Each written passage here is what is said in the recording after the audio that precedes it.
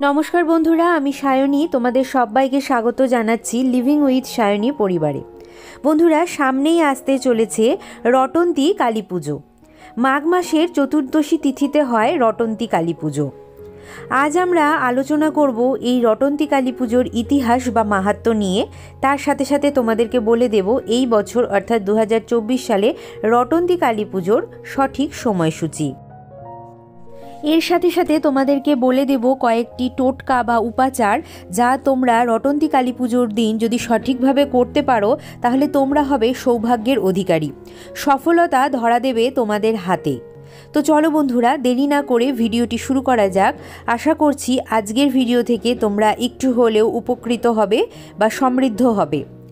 সাধারণত ভারতীয় পুজো পাঠ তত্ত্বকথা নিয়ে আলোচনা করাই আমার এই চ্যানেলের মূল উদ্দেশ্য। তবে ভিডিও শুরু করার আগে আমার একটি অনুরোধ থাকবে আমার সকল বন্ধুদের কাছে, যদি আজকের ভিডিওটি তোমাদের মন ছুঁয়ে যায় তাহলে অতি অবশ্যই ভিডিওটিকে লাইক এবং শেয়ার করো। আর যারা আমার চ্যানেলে আজকে নতুন এসেছো তারা চ্যানেলটিকে সাবস্ক্রাইব করে আমার পাশে থেকো, আমার বন্ধু হয়ে যেও। তো চলো বন্ধুরা, দেরি না করে মূল পর্বে যাওয়া যাক।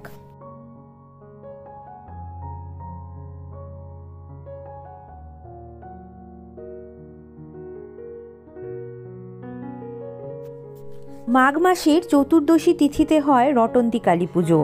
অন্যান্য কালী পুজো হয় অমাবস্যা বা পঞ্চমী তিথিতে, কিন্তু শুধুমাত্র এই কালী পুজো অর্থাৎ রটন্তী কালী পুজোই কিন্তু হয়ে থাকে চতুর্দশী তিথিতে।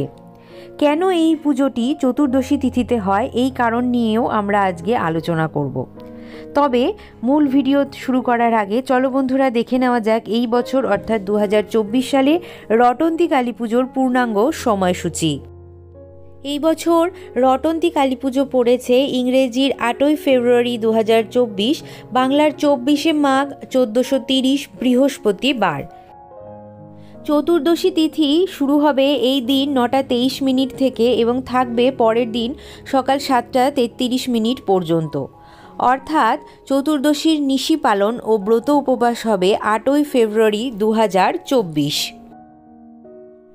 কথিত আছে শ্রীরাধা বনে শ্রীকৃষ্ণের সঙ্গে লীলা করতেন বলে তার শাশুড়ি জটিলা ও ননদিনী কুটিলা শ্রীরাধার নামে কলঙ্ক রটিয়েছিলেন এবং তারা প্রমাণ করার জন্য একদিন গোপনে আয়ান ঘোষকে সঙ্গে নিয়ে শ্রীরাধার পিছু নেন।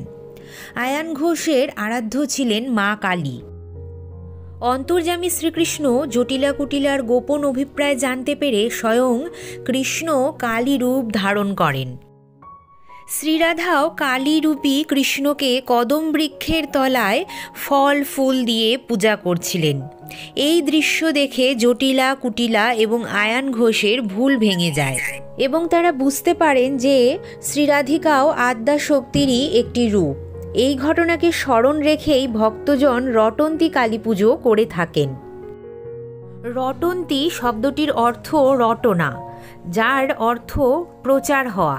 মনে করা হয় এই বিশেষ ঘটনাটি প্রচারিত হয়ে যাওয়ার পর থেকেই রটন্তী কালী পূজার উদ্ভব। এই পূজাটি শাক্ত এবং বৈষ্ণব উভয়ের কাছেই বিশেষ গুরুত্বপূর্ণ। এই রূপটিতেই দেখা যায় অগ্রহস্তে তার অসি নয় বাঁশি ধরা এবং পেছনের হস্ত দুটিতে অসি ধরা। এখানেই বলা হয় যে কৃষ্ণ সেই কালী এবং তার শ্রীচরণে আছেন শ্রীরাধিকা। দেবীর রূপ কৃষ্ণবর্ণা এবং মাথায় থাকে ময়ূরপুচ্ছ। আবার রটন্তী কথাটির অর্থ হলো চারিদিকে রটিয়ে যাওয়া বা প্রচার হয়ে যাওয়া। মনে করা হয় এই বিশেষ দিনেই দেবীর মহিমা চতুর্দিকে রটে যায়।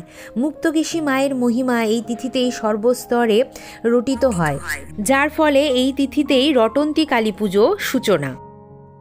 আবার অনেকের মতে এই দিন দেবীর ছিন্নমস্তা আবির্ভাব। সেই দিন তিনি তার ক্ষুধার্ত সখীদের সন্তুষ্ট করার জন্য নিজের মাথা কেটে ত্রিধারায় রক্তপাত করেন এবং সেই রক্ত খেয়ে তুষ্ট হন তার সখীরা। এছাড়াও এই দিন বগলা দেবীরও উৎপত্তি। অনেকের মতে আবার এই কারণেও এই দিনটিতে রটন্তী কালী পুজো সংগঠিত হয়ে থাকে।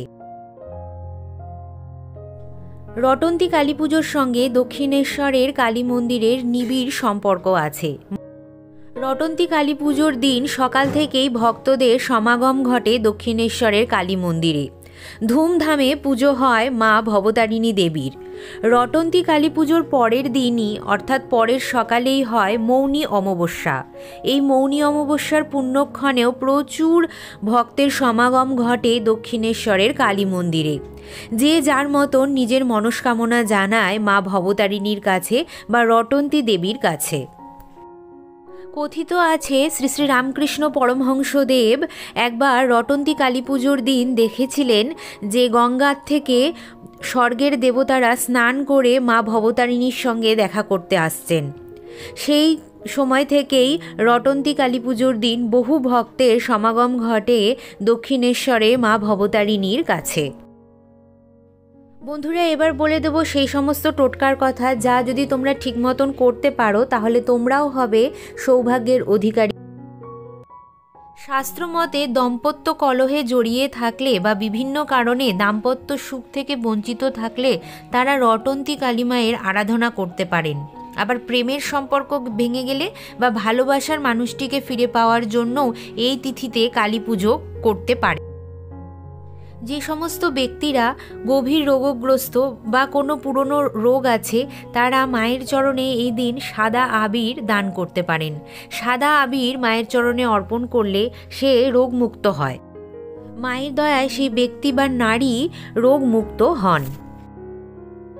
বন্ধুরা, এই দিন তোমাদের যাদের বাধা বিঘ্ন রয়েছে কর্মক্ষেত্র বা যে কোনো ক্ষেত্রে তোমরা কালী মায়ের বীজ মন্ত্র জপ করতে পারো। মন্ত্রটি হলো ওং ক্রিং কালিকাঐ নমঃ।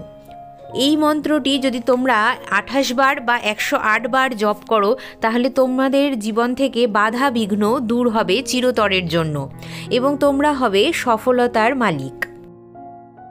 বন্ধুরা, এই দিন সূর্যোদয়ের পর কালো সুতোয় 21টি লেবু গেঁথে তার মালা তৈরি করে সেটি কালী মন্দিরে নিবেদন করবে।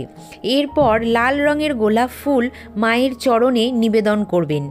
এতে মা ভীষণ প্রীত হন এবং সুখ সমৃদ্ধি সেই গৃহে বসবাস করে চিরতরের জন্য।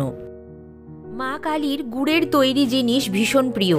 এই দিন মাকে গুড়ের তৈরি কোনো জিনিস ভোগ হিসাবে দিয়ে তারপর সেই গুড়ের তৈরি জিনিসটি যদি দরিদ্রদের মধ্যে বা দুস্থদের মধ্যে দান করা হয় তাহলে সেই গৃহ থেকে অর্থ সংক্রান্ত সমস্যা দূরীভূত হয়।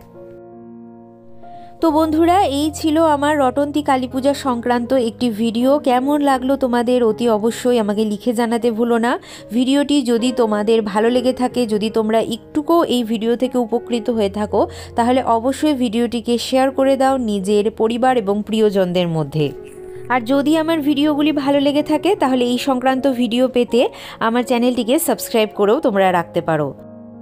এতক্ষণ লিভিং উইথ সায়নীর সঙ্গে থাকার জন্য অনেক ধন্যবাদ। চলো বন্ধুরা, দেখা হবে আবারও একটি সুন্দর পূজাবিধি বা তত্ত্বকথার সাথে। কমেন্ট বক্সে লিখতে ভুলো না জয় শ্রীকৃষ্ণ, জয় মা কালী, রাধে রাধে।